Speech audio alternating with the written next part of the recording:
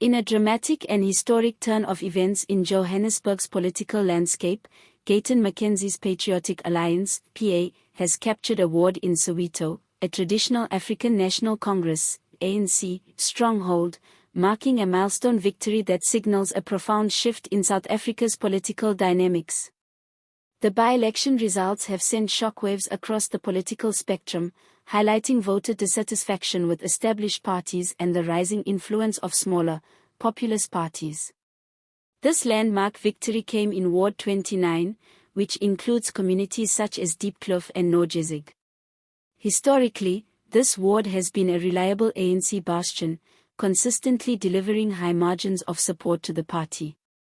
However, in the recent by-election, the PA's candidate, Ismail Steenkamp, emerged victorious with 1,756 votes, representing 30.46% of the total vote. In contrast, the ANC candidate garnered 1,302 votes, while the Democratic Alliance, DA, and other parties combined for 1,071 votes.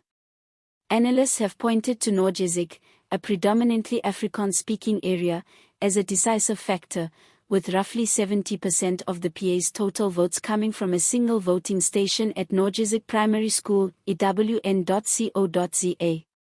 The significance of this victory cannot be overstated. It marks the first councillor for the PA in Johannesburg, strengthening the party's position in the city's coalition government. With this win, the PA now holds 11 seats in the city of Johannesburg, giving it a growing influence in municipal decision-making processes, sapeople.com. This is a remarkable feat for a party that was once considered a minor player on South Africa's political stage. Gayton McKenzie, a former businessman and reality TV personality, has leveraged his populist appeal to connect with voters who feel marginalized by traditional political elites. His leadership style, combining charisma with promises of pragmatic solutions to local issues like crime, service delivery, and unemployment, has resonated with a segment of the electorate seeking an alternative to the ANC and DA. McKenzie's approach is highly targeted. He focuses on grassroots campaigns, direct engagement with communities, and practical promises that appeal to voters frustrated by slow government service delivery. The ANC's loss in Ward 29 reflects broader national trends. The party has been experiencing a steady decline in support, a trend evident since the 2024 national elections, where its vote share fell to just over 40%. For the first time since the end of apartheid, the ANC lost its parliamentary majority, signaling growing disillusionment among voters with corruption scandals, ineffective governance, and unmet expectations.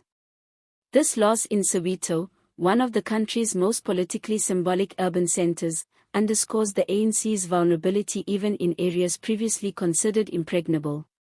Political analysts argue that this by-election demonstrates the growing fragmentation of South African politics. Voters are increasingly willing to support smaller, emerging parties that promise tangible results rather than blanket loyalty to historical political icons. The Patriotic Alliance's rise illustrates how niche, locally focused parties can exploit dissatisfaction with the dominant parties to carve out significant influence. McKenzie's strategy of direct voter engagement, combined with clear messaging on pressing community concerns, is a blueprint for political disruption in urban wards. The impact of this victory extends beyond the borders of Johannesburg. It signals to other smaller parties and independent candidates that traditional party dominance can be challenged with the right strategy and messaging.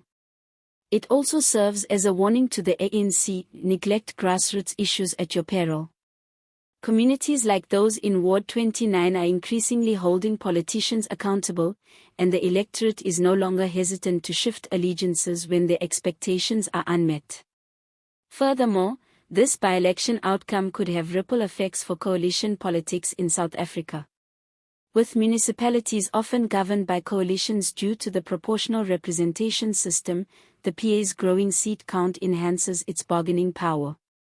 As coalitions become more complex, the PA may leverage its influence to negotiate key positions, policy concessions, or oversight roles. This could further reshape Johannesburg's governance landscape, making smaller parties central to decision-making processes that were historically dominated by the ANC or DA. The broader national implications are also noteworthy. The PA's success feeds into discussions about the future of South African politics, where voters are increasingly fragmented, and no single party can assume dominance. Analysts predict that if the PA can replicate its Johannesburg success in other wards and municipalities, it could emerge as a keymaker in future coalition governments, giving it influence far beyond its current seat count. Critics, however, caution that sustaining such victories will require the PA to deliver on its promises. Winning the ward is one thing, governing effectively and meeting community expectations is another. Analysts note that the party's credibility will depend on its ability to address crime, unemployment, and service delivery issues in the areas it governs. Failure to do so could result in voter disillusionment and a potential reversal of gains in subsequent elections. In conclusion, the Patriotic Alliance's victory in Johannesburg's Ward 29 represents a seismic shift in South Africa's political terrain. It demonstrates the rising influence of smaller, populist parties, the decline of traditional powerhouses like the ANC in urban areas, and the increasingly competitive nature of local elections. Gayton McKenzie's ability to galvanize voters and translate discontent into tangible political gains underscores the evolving dynamics of South African democracy. As the nation looks ahead to the 2026 local government elections, the PA's success in Soweto serves as both a blueprint and a warning. Voters are ready to embrace change, and political parties ignoring grassroots concerns risk losing even their strongest strongholds. The ANC, DA, and other established parties must now recalibrate strategies to address voter frustrations, or risk further erosion of support. For those who want to stay informed on this unfolding story and other political developments in South Africa, don't forget to subscribe to our channel.